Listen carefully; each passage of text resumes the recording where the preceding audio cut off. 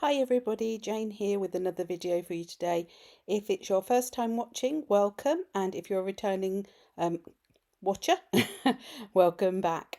I wanted today to create a page in my Canson watercolour sketchbook, and I wanted to use the core watercolours because I was going to use an image from the Maremi Small Art botanical book.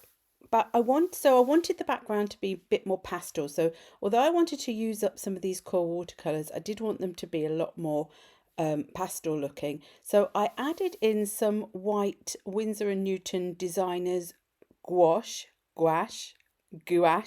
I never know quite how to say it, but I added some in to make the colors more pastel, and I added quite a lot of water because I love the core watercolors for their vibrancy and for their flowability, but I wanted them to be really, really paled down for this page. But I also, once I started putting the colours on, decided that I wanted to add in a little bit more of the colour. So the colours I'm using are Quinacridone Magenta, Quinacridone Gold, and transparent Pyrrole Orange, I do believe. I sort of added a bit of each and then went back in to add some darker elements on, and I'm letting them flow together. And you see at some points in a little while where I add some of the darker bits in, and it makes these lovely blooms which I really enjoy. So if you do enjoy this video, it'd be lovely if you could give it a thumbs up, and if you haven't yet subscribed, if you can click on that subscribe button. There is also a bell that apparently if you click on it you get notified of videos when they turn up. I never really know if that works, but hopefully it does. So here I've just decided I wanted to build up around the edges a little bit more of the darker colour, and also sort of following round some of the water lines to make some sort of what would you call it, some edges to the colours. However, once your watercolour dries, you're never quite certain how it's going to look because it doesn't always look how you think. So I left it to dry, and then I found this stamp set that I've got in my stash. It's from Sentimentally Yours by Phil Martin, and it is Notebook Botanicals, and this particular stamp set is Notebook Textures because I wanted to sort of continue that botanical field note type look. And I chose three little archival ink pads. I've chosen Kitsch Flamingo, Fossilised Amber, and Spiced Marmalade. Now, they didn't come out as dark as I thought they were going to, but I didn't actually mind because I wanted this to really be in the background. So I'm trying to pick the stamps to start with that replicate that sort of notebook look. And I'm concentrating mostly around the edges of the page because I know that I'm going to put my flower probably in the middle. It's probably going to be quite a big flower and take up quite a lot of space. So I just wanted to fill those edges in. Also, and if you fill the edges in, when you take that tape off, you get a really good contrast between where the stamping and the colours end and the border begins. So this colour was the Fossilised Amber. This one was a little bit darker.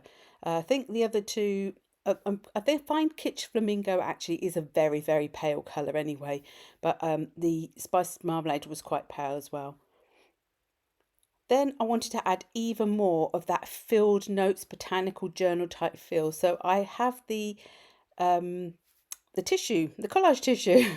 Don't know where my brain is today. The collage tissue from Tim Holtz, and it is the Entomology tissue. It came in a roll. I think now the sets all come in sheets, but this is quite an old one. It lasts a long, long time. And I realised once I started trying to use my matte medium that I hadn't actually opened this one, so I had to remove the little thing inside. So I'm using today the Liquitex Professional Matte Medium, only for the reason that I couldn't actually get the lid off of some of my others. So this was the one that was available for me to use easily.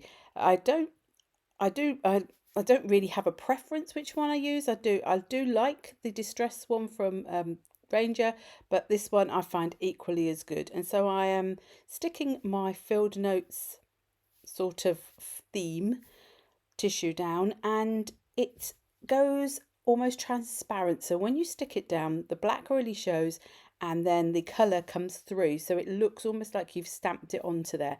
I usually find that if you are struggling to get it to have that transparent look, it usually means you haven't perhaps applied enough of your matte medium, because once that's on both sides, it does really make that sort of start to let the colour through. So I was just sticking little pieces of this down, and I didn't want to cover the whole of the background. And again, I'm sort of sticking around the edges a little bit. I want that really crisp delineation between the main page and the border. And now I have got the Botanica Volume 1 book from Maremi's Small Art, and I wanted a flower that was in contrast to the background colours. So I went for blue because we've got all those lovely warm colours in the background, and I thought this would really give it a nice pop. And I decided that I would leave a little bit of a border around it today.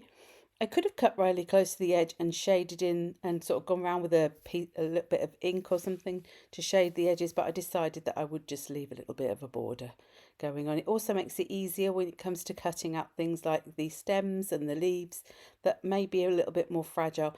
And I'm cutting just out of the paper. I haven't stuck it onto anything else. I want it to be flat to my page, mostly because this sketchbook I want to keep quite flat. If it was in one of my other art journals, such as my Dilutions, I tend to be a bit more textural in those. I add more texture paste, I add more 3D elements because they have the band around them, and they're sort of meant for that.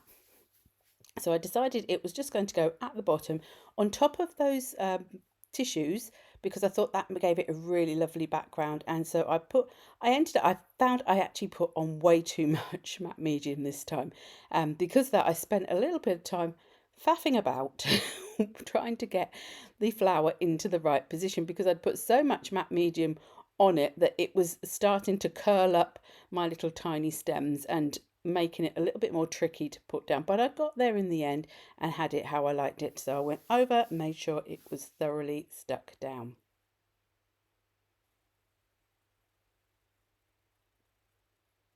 Now I wanted to add a little bit of something to tie everything together, and I find stencils are ideal for this. So this is a stencil from Lemon Creation, and I will link and list things in the description box. I might not link everything, but I will definitely list them.